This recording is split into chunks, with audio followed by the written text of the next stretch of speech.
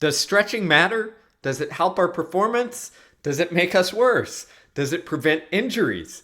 We're going to cover all of that and more on today's topic of stretching and performance. And this is going to span from endurance to sprint to everything in between.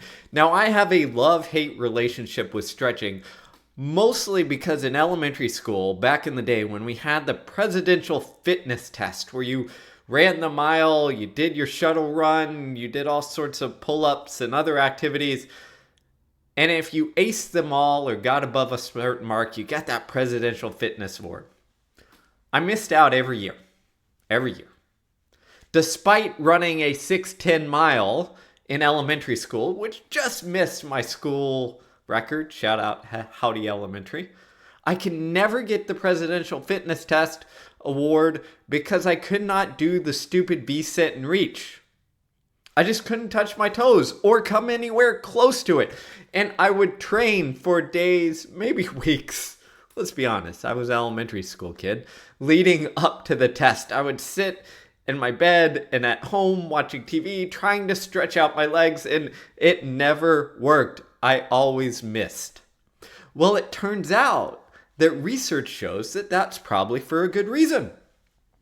Because when they put a bunch of distance runners through a V-sit and reach test, and then compared their results to their running economy, so how efficient they are at running, guess what? The relationship showed that the worse they were at the V-sit and reach, the flexibility test, the better their running economy. Now, what in the world? I thought stretching was good. I thought flexibility helped us perform better. Well, it turns out that that's too simple of a statement. Because when we look at flexibility and stretching in particular, we need to think of our muscles and tendons as a spring. What research tells us is that like a rubber band or a trampoline, right? We need an optimum amount of springiness or stretchiness to it. If we pull a rubber band back too much and it's kind of lost its stretchiness, it's not going to shoot very far. If that trampoline is not tightened appropriately, we're just going to sink into it and not rebound. If it's tightened all the way, maybe we can't make enough of a dent and we don't get that rebound effect. The same is true with our muscle tendon units. Research shows that we need a degree of stiffness, is what we call it. And that stiffness is having that spring just tight enough where when we hit the ground with our foot, right, our muscles, tendons from our calf, Achilles, up through our hamstrings, etc., they are able to store that energy and then use it elastically. So it makes us more efficient and economical as a runner. Put another way, as University of Oregon strength coach once told me, we need a bouncy ball, not a tomato. Okay? We not need some rebound off the ground. And to get there, we often have a degree of stiffness. Okay. So if being a little inflexible might help our running economy, and I should say that further studies have looked at this, not just V-sit and reach, but they've looked at a variety of lower limb, lower body flexibility tests and found the same correlation. And then research on the physiology or mechanics of the muscle tendon unit and stiffness have essentially confirmed and validate this, right? There's a sweet spot in there, and that sweet spot varies for every individual, but we need somewhat of a stiff spring. If not, we dissipate some of that energy. We don't get as much storage and elastic return of it, and things go wrong. Now, here's the deal. When it comes to stretching and flexibility and performance, there's some other things we need to know. First off, is when we look at V-sit and reach in these tests, what we're talking about is what I call static and not dynamic flexibility. So you're probably aware of this, of static stretching versus dynamic. Static stretching, touch your toes. grab your leg and put it in the quad or calf stretch and just hold it. We're stretching statically. And what happens there, very basically, is, your muscle fibers kind of lengthen out, and then that gets transferred onto the connective tissues, tendons, etc. And those then lengthen out to take the load. And what often happens is when we look at static stretching, a couple different things happen. One is to get actual length changes, we need what Jay DeSherry once described to me. He's a world-class PT. Described to me as we need actual small micro tears in that muscle, and to a degree, tendon. We need small micro tears in that muscle to increase that length. So when you're stretching statically, you often are trying to get these small muscle tears to increase that length. That's why actually some research shows that stretching during strength training might increase hypertrophy or muscle growth. Again, this is not as solid as it should be. Still lots of work to do, but there's some research that shows that. Why? Because we're creating a little bit more damage during that strength training to help increase that signal for muscle growth, essentially. So that's number one on the physical side when we look at static. When we look at dynamic, what we're doing is we're taking our body through a range of motion dynamically, things like leg swings, for example, or some of the dynamic stretching drills like butt kicks, etc. And what happens there is we're taking our body through the range of motion without having that constant, okay, we're going to get this to try and get this to almost the tear standpoint to increase length. Hey y'all, I'm super excited to announce my new book, Win the Inside Game. It's all about improving your mental performance and teaching you how to come through in the clutch. As a special offer for my YouTube audience, I'm going to give you some pre-order bonuses. Order today and you get my 100-page ebook, The Elements and Principles of Coaching. You'll also get guides to training, running a fast 5K, and all sorts of great stuff. So if you're interested, check out the links in the description to order today. And this is important because if you look at the research, when it comes to warming up and stretching before performance, it shows this. Static stretching tends to impair performance. So the old school, what your PE teacher probably had you do, or maybe your junior high track coach, you get in your circle with your team and touch your toes and grab your quad and go through the static stretching drills where you hold that stretch for 30, 60 seconds, maybe longer. That tends to impair our performance. One of the reasons it does is not just the kind of acute damage that might occur, is more of a neural thing that's going on, is when we hold that stretch, we lose the ability to essentially generate as much force in that muscle. One of the reasons it likely occurs is because in every muscle we have stretch receptors, muscle spindles that tell us how long or short the muscle essentially is. And when we stretch it out, that muscle spindle, that stretch receptor gets activated, sends a signal to the brain that says, hey, this muscle is stretched out. And what happens is we can modulate that neurally. We can say, okay, essentially, I'm simplifying here, but think of it like this. We want to be able to increase that range of motion a little bit. And your stretch receptor says, okay, I'm going to let you stretch a little bit longer or increase the length a little bit. Or maybe it goes the opposite direction in protective mode and you stretch it out, maybe post-injury, and it says, no, we're going to shut down here. You're going to feel some pain, some sensation, some tightness that we might feel. And we're going to neurologically essentially limit the load. So when we look at stretching pre-performance, what happens is we have this physical and neural effect that tends to decrease performance, both from this kind of the stiffness angle and the neurological, which some research translate to muscle fiber kind of recruitment and force patterns and stuff like that. When we look at dynamic flexibility, the leg swings, all that, guess what? It tends to either enhance performance or not do anything bad. This is why you've seen over the last couple decades, increasingly athletes move to more dynamic drills instead of static. Now, there is some caveats here.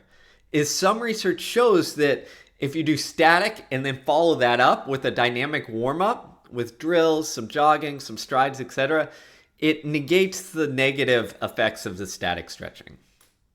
So it's not static stretch and you're done, right? You can negate that effect if it's positioned properly. Okay. So generally when we look at stretching or flexibility, if we're not thinking about it in terms of, okay, we need to use it as part of our warm-up, we think about it as in terms of things like injury prevention, as not having the range of motion to go through your sport. Now, this is some tricky research here because there's some that's been done, but it's not definitive. But I'm going to give you what it says in my opinion on top of that. So we can look at passive versus active, range of motion because we have active versus passive components, physical versus neurological components of flexibility. So think of it like this, okay? I have horrible flexibility.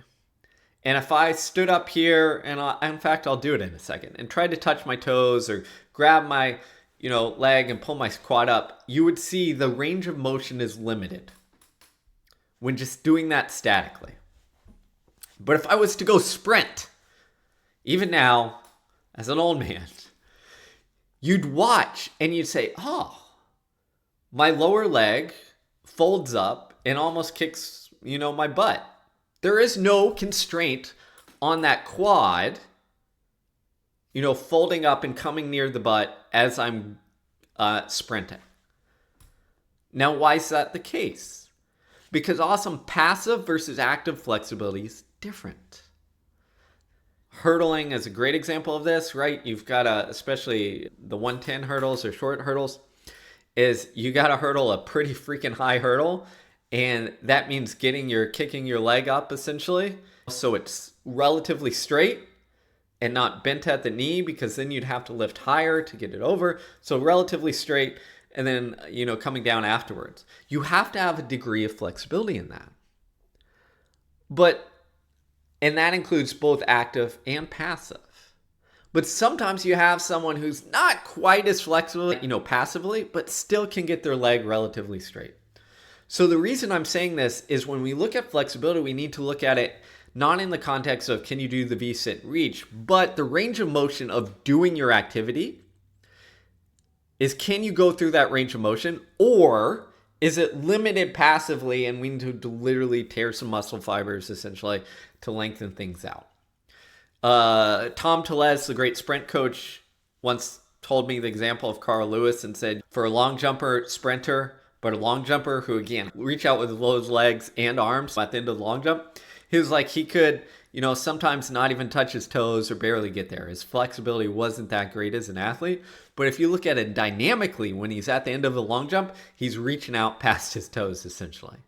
So the passive didn't get in the way of the active. Okay. Now let's tie this all into injuries. So this is, again, where it gets tricky. If you look at the research, especially on runners, but even including all athletes, is all of the large-scale data essentially shows that there's not really a difference between, flexibility and injury risk. Except at the extreme flexible range. So if you're super flexible, you tend to have a higher injury risk. Why? Probably because the stability around the joints, it becomes harder to stabilize when you're so flexible. But generally, from not very flexible to pretty dang flexible, there's no different in injury risk. And there was a 2005 study in the review in the Clinical Journal of Sports Medicine that concluded stretching had no effect in reducing injuries. So even when they add stretching to the component, say, hey, does this reduce injuries? It doesn't.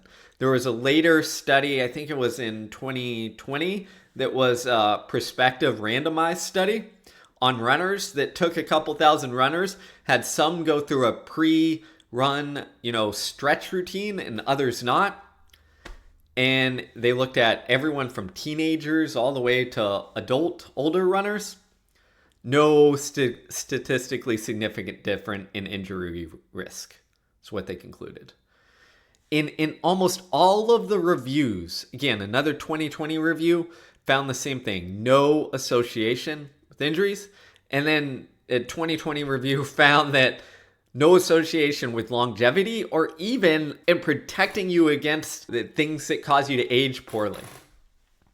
So falls, etc. Stretching didn't have a real impact, which is surprising and somewhat counterintuitive because we often think, oh, I stretch to prevent injuries. My calf is tight, my hamstring's tight. If I stretch it out, loosen it up, that will help.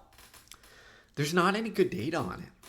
Now, that doesn't necessarily mean that individual targeted stretching, we're talking static stretching, for individual problems isn't good. It's just hard to slice and dice that apart in the data because, again, we're looking at individuals. So there's a chance that maybe, your calves being super tight could be contributing. But the data on a whole population level just isn't there. What that tends to mean is we tend to look at stretching as a panacea or something that we must do to improve either performance and injury, and it's probably not. We probably have to look at it at an individual level, going back to that passive versus active, does this impair the range of motion and the mobility needed for the sport or activity that you're doing? And if it does, maybe you need to stretch some. If it doesn't, if you can go through that sprint dynamic without it limiting, if you can hurdle, if you can, jump or whatever it is you're trying to do in your movement, if you can go through the range of motion necessary, then it's probably not limiting performance. Now, I want to give you one example of what I'll call active versus passive flexibility to help you understand why. And I'm going to show you. So what I'm going to do real quick is, first off, I'm just going to try and touch my toes. Okay, hopefully you can see this, but I'm just bending down. You can see how horribly inflexible here I am. I'm really trying and really reaching. Okay, we're going to put it right there. Okay, that's what I got. Oh, I'm horribly inflexible.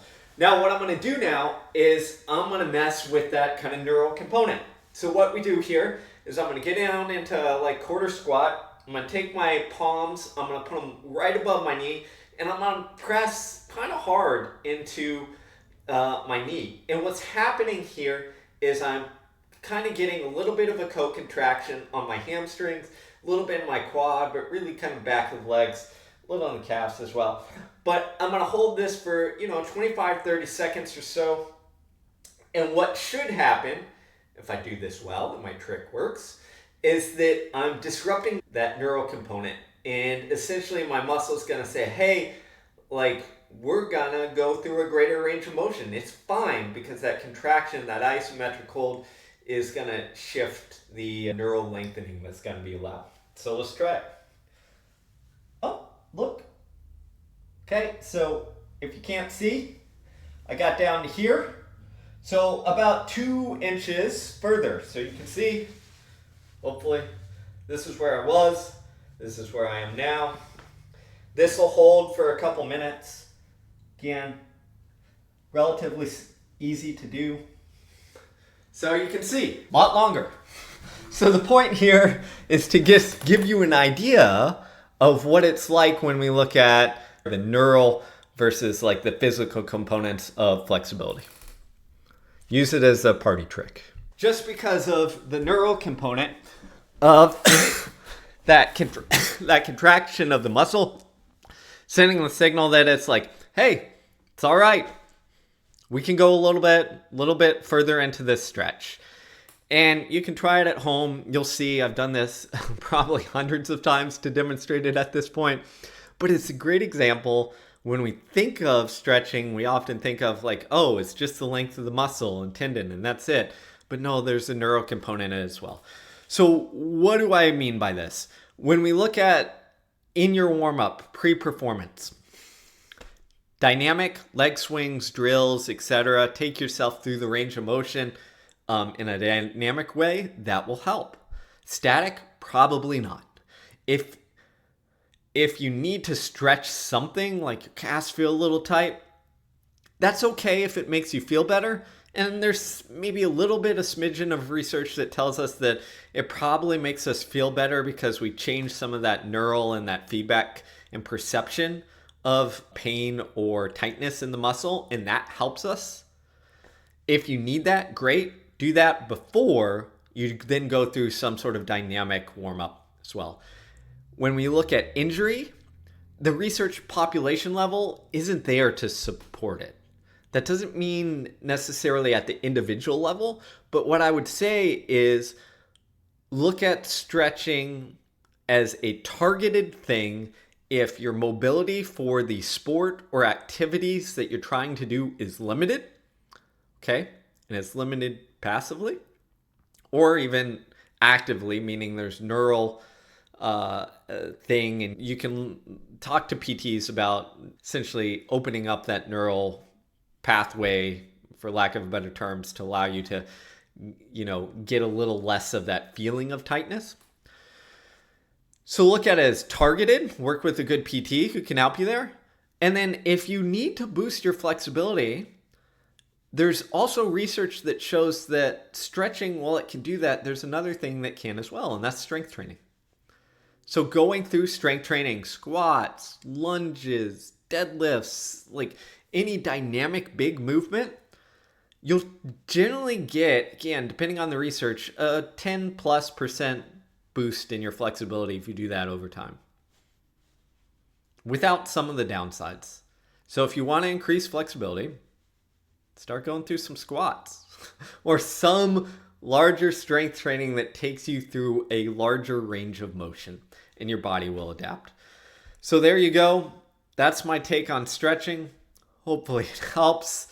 Hopefully my demo either, gives you a party trick to use, or, enlightens you on the nuance of stretching and flexibility. And I still hate the V-sit reach, and that it prevented me from getting the Presidential Fitness Test Award.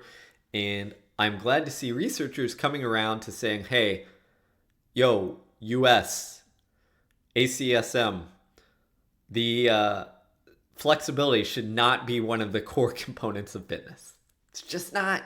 Maybe if you're a gymnast it is, but for life, the data isn't there.